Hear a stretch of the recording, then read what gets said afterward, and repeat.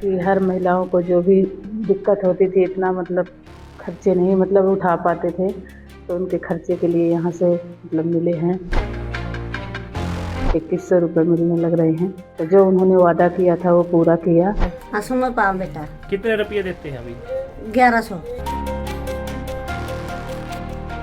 महिलाओं के आर्थिक सशक्तिकरण की दिशा में एक ऐतिहासिक कदम उठाते हुए हरियाणा सरकार द्वारा दीनदयाल लाडो लक्ष्मी योजना की शुरुआत की गई है, जिसके तहत गरीब महिलाओं को आगामी 1 नवंबर 2025 से 2100 रुपए मासिक आर्थिक सहायता प्रदान की जा रही है। 10 फरवरी 2026 को दीनदयाल लाडो लक्ष्मी योजना के तहत 9,22,452 महिला लाभार्थियों के बैंक खातों में सीधे 193 करोड़ रुपए ट्रांसफर किए गए। अब तक इस योजना के तहत 4 किस्तों में कुल 634 करोड़ रुपए जारी किए जा चुके हैं। 1100 रुपए जो पर महीने महिलाओं को देती है सरकार, उससे आपको काफी मदद मिलती है। हाँ मदद मिलती है बेटा। पंडित दीनदयाल उपाध्याय की 109वीं जयंती के मौके पर 25 सितंबर 2025 को लॉन्च किए गए दीनदयाल लाडो लक्ष्मी मोबाइल ऐप के जरिए 10,51,029 महिलाओं ने आवेदन किया। इनमें से 9,22,452 महिलाएं पात्र पाई गयी।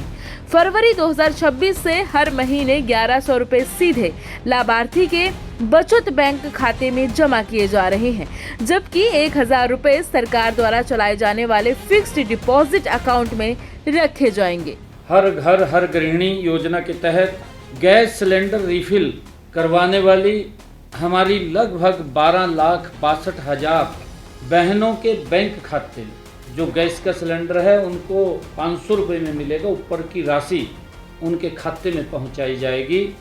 हमने दीनदयाल लाडो लक्ष्मी योजना आज तक 9,22,452 हमारी लाभार्थी बहनें, उनके खातों में 193 करोड़ रुपए की राशि आज पहुंचाई गई है। महिलाओं के जीवन स्तर में सुधार लाने के लिए हरियाणा की सैनी सरकार वो हर कदम उठा रही है, जिससे हरियाणा की बेटियों को हर कोने में सम्मान मिले। स्वास्थ्य क्षेत्र की आप बात कर रहे थे पांडे जी, आपके यहाँ का मेडिकल कॉलेज, उस दिन मैं गया था और मैंने वहां पे पूरी जानकारी ली थी आपके आने के पहले, और लोग खुश थे, लोग कह रहे थे बहुत अच्छा काम कर रहा है। आपकी पीड़ा हो सकती है कि आपने नहीं इस बात को कि अच्छा, लेकिन अब देखिए अच्छे सेंटर के रूप में वो मेडिकल कॉलेज वहां काम कर रहा है। हाँ मैं क्या करूं, देखिए हर अच्छे कार्य को और अच्छा करने के लिए कार्य हो रहा है, लेकिन इस बात देखिए जो अभी तक काम हुए हैं उसमें स्वास्थ्य तंत्र में डिजिटल सुगम सुलभ और किफायती का एक मॉडल तेजी के साथ हम लोगों ने आगे बढ़ाया है, जो आज की आवश्यकता है। यूनिफाइड डिजीज सर्विलांस की स्थापना, Ayushman Bharat digital machine mission के कार्यक्रम को लागू करना, ई संजीवनी को, टेलीमेडिसिन को, टेली रेडियोलॉजी को, डिजिटल हेल्थ सेवाओं को, ये तो व्यापक कार्यक्रम को आगे बढ़ाया है। और 108 और 102 की जो एम्बुलेंस सेवा है जिसकी आप बात कर रहे थे, जिसके बारे में डिप्टी सीएम ने यहां पे बताया भी कि एनएचएम के अंतर्गत ये पैसा दिया गया था, ये आपने अपने बजट से नहीं दिया। आप लोगों की सच्चाई तो ये है कि जो प्रदेश के अंदर आज के दिन पर हमारे पास जो कार्डियक वैन होती है, भारत सरकार ने 2016 में अप्रोच किया था यूपी गवर्नमेंट को, लिखा था कि भाई आप एडवांस जो ये लैब हैं ESL को आप लीजिए, हम आपको 150 ऐसी एम्बुलेंस उपलब्ध करवा रहे हैं। समाजवादी पार्टी ने लेने से इनकार कर दिया क्योंकि उसमें NHM लिखा होता। हम लोग आए, हम लोगों ने वो 150 भी लिए, फिर 150 की मांग की, और आज मुझे बताते हुए प्रसन्नता है कि हमारे हर जिले में एडवांस सपोर्ट एम्बुलेंसेस की स्थिति हर जिले में 5 से लेकर के 7-8 तक है। और यानी जो गोल्डन आवर होता है किसी व्यक्ति के लिए, कोई एक्सीडेंट हो गया, हार्ट अटैक हो गया, तत्काल उसको सुविधा उपलब्ध करवाना, वहां तक पहुंचाना प्रशिक्षित मैन पावर के साथ वहां मौजूद है और इन चीजों को आगे बढ़ाया गया है और ये चीजें उसमें करती। 4600 108 और 102 की एम्बुलेंस सेवा हम लोगों ने जोड़ी है, उसमें नहीं, इसके साथ जोड़ी है और उसके लिए भी हम लोगों ने इस व्यवस्था को आगे किया है। आज जो यहाँ पर हम लोग आज इस बात को कर रहे हैं, यानी आपने कहा ना सीटी और एमआरआई आदि की व्यवस्था के लिए लगभग 100 हॉस्पिटल्स में इस इंफ्रास्ट्रक्चर को हम आगे बढ़ा चुके हैं। और जो एक महत्वपूर्ण व्यवस्था है, आपने देखा होगा कि सीट वृद्धि के साथ नए पाठ्यक्रम, शिक्षक और नर्सेस की नियुक्ति, पैरामेडिक्स की नियुक्ति की तैनाती, अकेले हेल्थ विभाग में इनकी संख्या अगर हम देखेंगे, ये आपका एएनएम से लेकर के और विशेषज्ञ चिकित्सक तक 75,000 से अधिक नियुक्तियां अकेले स्वास्थ्य और मेडिकल एजुकेशन विभाग ने अपने यहां अलग अलग सेक्टर में की हैं। ये की हैं यूपी के अंदर।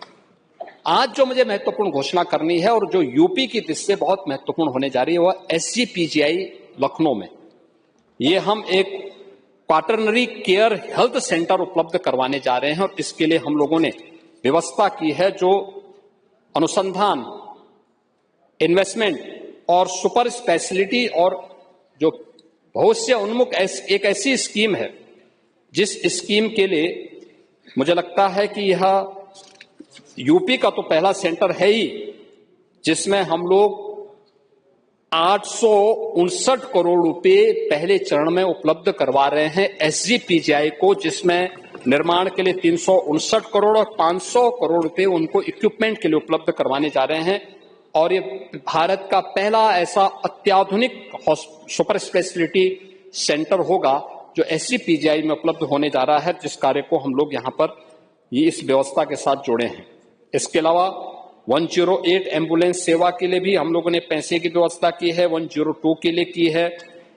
अयोध्या धाम में 500 बेडेड के एक हॉस्पिटल के निर्माण के लिए भी धनराशि की व्यवस्था इस बजट में अलग से की है, जिसमें ट्रॉमा के साथ साथ सुपर स्पेशलिटी की भी सुविधाएं वहां पे उपलब्ध हो सके। यह इस बजट में हम लोगों ने इसको यहां पर की है। 27 मेडिकल कॉलेजेज में छात्रावास की व्यवस्था और अन्य कार्य के लिए, इसके अलावा ट्रॉमा सेंटर के लेवल 2 के लिए भी धनराशि की व्यवस्था का कार्य हम लोगों ने इस बजट में किया है। हम लोगों ने युवा सशक्तिकरण के लिए भी युवा कल्याण विभाग के माध्यम से पहले से युवा कल्याण विभाग के द्वारा विभिन्न प्रकार के कार्यक्रम चलाए जा रहे हैं।